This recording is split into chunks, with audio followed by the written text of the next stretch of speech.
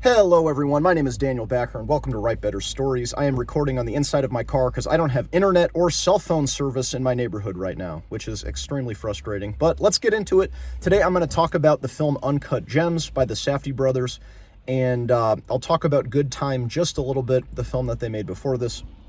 But there is a ton of stuff that you can learn about writing by watching both of these films, for one.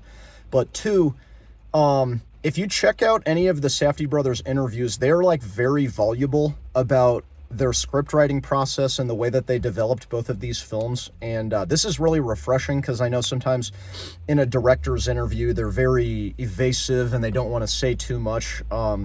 In a lot of the interviews that I've seen from the Safdie brothers, though, they are just very, very talkative about their process, which is extremely refreshing.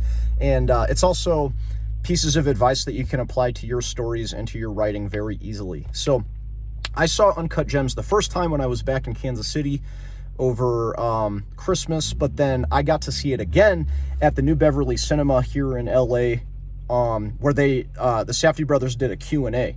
So this has just been probably one of the coolest LA events that I've been to so far because one, obviously they were there doing the Q&A.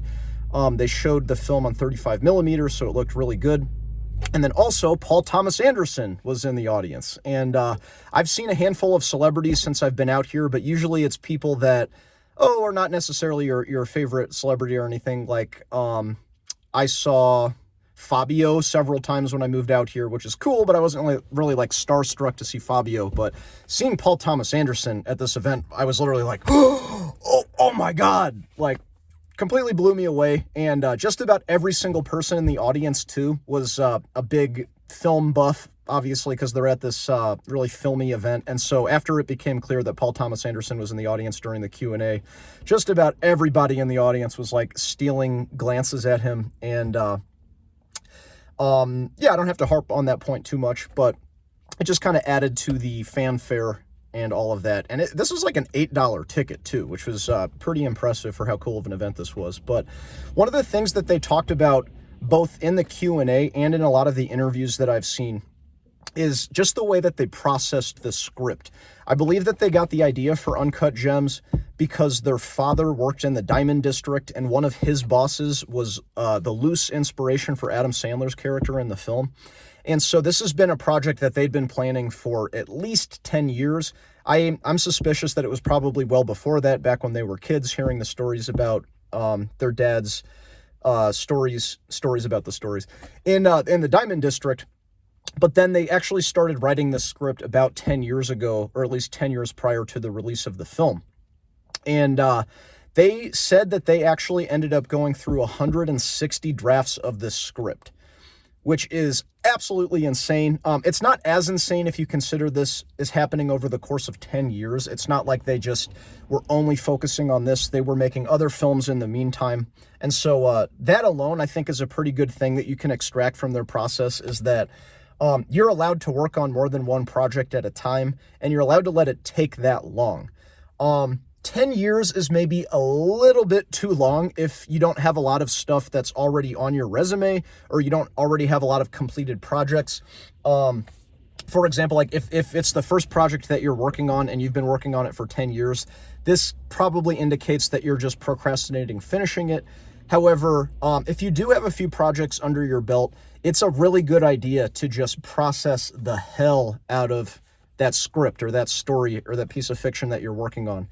And this is something that I actually put off for the longest time, even though I'd always gotten this advice, like make a ton of drafts, rewrite. And I'd be like, oh, okay, that's cool. For everybody else, like I'm just going to, do 2 drafts of my thing just to get it out the door. And the second draft is really just to make sure everything is spelled correctly.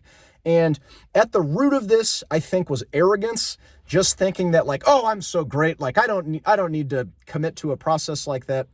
But then too, just the fear of having to really work on something that hard and let it be so that there's no end in sight.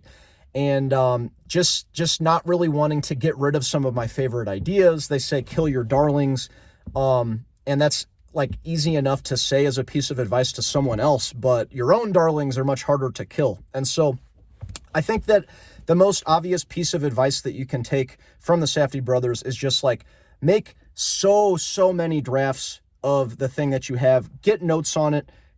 Get people to read it out loud and personify the characters. Even if you're not writing something that you're ever planning on filming, just hearing it out loud is going to be so much better for just getting an objective view on the thing that you wrote, because it's really easy to fall in love with stuff, but sometimes that outside perspective of somebody reading it out loud in some sort of like staged reading circumstance, or even just in getting notes, they can give you a much more objective look, and they'll be like, hey, like this scene is really cool, but it kind of ruins the story.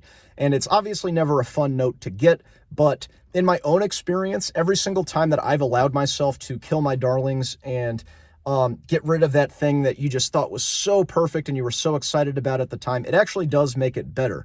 And maybe a more positive spin on all of this is that you would have to like literally get hit on the head if you kept on making drafts of your story or your script and it got worse.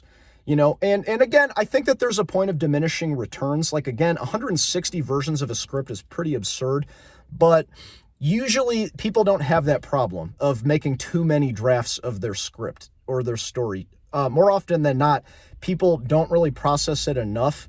And again, like that's fine, but just as a challenge to yourself, I would recommend make so many drafts of it where it's like you feel like your eyes are bleeding just from having to go over the same stuff again and again. And every time that you force yourself to cut those scenes that are holding everything back, or combine characters, or completely reimagine the style and the substance of the story that you're writing, it can really push it to the next level, and you can end up with something that you never could have planned in the first place, which is actually way more rewarding than just going with the first draft or the first idea that you have for something. So, specifically, too, I think one of the things that really amazed me about Uncut Gems, but then also Good Time after I watched both of those, was that these are not very symbolic movies. And I'm really into Thomas Pynchon and David Foster Wallace and a lot of these like postmodern storytellers that every single one of their scenes has layered meaning and there's so many different things going on. And I'm not trying to tell you that either Good Time or Uncut Gems are like more basic than those films, or than those stories, because both are absolutely amazingly written films, in my opinion. But what's really striking about both of them is they're not really relying on a lot of like multi-layered imagery or anything like that. And if you watch their interviews, they really describe and basically encourage you not to write for theme. Don't go for big metaphor. Literally just build a really clear character and then proceed according to that character's character action in the circumstance that you've provided for them. And even though Uncut Gems, I think, is slightly more complex just given all of the characters, I think Good Time is probably a better exploration of this idea of just letting character action guide your plot. And that's something that I've talked a whole lot about on this channel, probably in a more metaphorical and symbolic way, like give your characters character actions that can be interpreted to be these symbolic axes? No. To be a symbolic access into their interior. But this isn't something that you necessarily have to do in order to give it that layered meaning. You can basically just come up with a strong, clear character and then give them character actions that just take you from scene to scene. This helps you avoid any like awkward plotting devices where you're like, oh, well, we really want to see this scene, and so we're just going to have this character do something uncharacteristic just to take them to this scene. This would be probably an example where you would need to kill your darlings. Like, you either need to get rid of that scene that you're so in love with, or you need to really zero in on what the character would do. So in a lot of these interviews too, they talk about how they wrote these extended backstories for all of these characters, even for the side characters, to give to the actors. And I think in particular in Good Time, Jennifer Jason Leigh didn't even get a version of the script. They just sent her the background on the character that she was going to play, and that's how she agreed to do it. And so basically, if I can summarize everything that I'm saying here today, is make a ton of drafts of your story. This is advice that I need to take myself, and in this novel that I've been working on for 3 or 4 years now, I've finally really tried to commit to this piece of advice. And although it's so painful to get rid of those scenes that were so important at one point, and combining characters that you thought were supposed to be separate entities, it really does push it to the next level and shows you like a side of your story that at least I would not have been able to come up with in like an outline or in a first draft. And just to be a little bit more specific to what the Safdie brothers did with rewriting all of their scripts, is that every time that they would get a new idea for who they were going to cast, either through the studio or just who they wanted to cast in their movies, they would actually rewrite the script to fit that actor. Now, if you're just writing fiction, this isn't necessarily a process that you can follow, but it does show you basically that the script should be conforming to your characters as opposed to all of these ideas and these themes that you want to put in it. And again, this is advice that I need because I loved reading Thomas Pynchon and reading David Foster Wallace and Juna Barnes and Toni Morrison and getting these enormous like thematic backdrops to the scenes that they have where it seems like no one action can only mean any one thing. And this is super cool. But on the flip side, you don't want it to be like, if I can throw a little shade on like Tom Robbins, for example, who I think is somebody that goes after a similar style as somebody like Thomas Pynchon.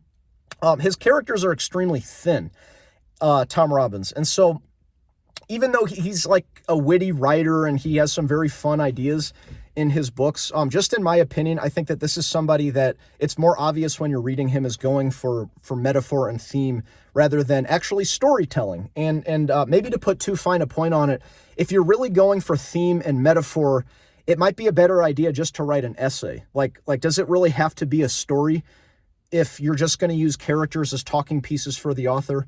And again, I've repeated this several times throughout the course of this video. This is advice that I need to follow. I am not the best at this. I want to have a big, grand, blow your pants off, crazy theme and metaphor to my story and make it really deep and artsy. But sometimes I think that I do shirk the actual character development that justifies having it be a story as opposed to like an essay or like a documentary or something like that. So I think I've beaten this point into the ground. Make a bunch of drafts of your stories, get notes, listen to it out loud, cast it like a play among your friends, even if you're not intending to film it or put it on stage, just because it'll help you visualize it and think of it in a different way. And let your plots be motivated by character action and your stories motivated by character as opposed to metaphor and theme. I hope this helps you write better stories. Thank you. Bye.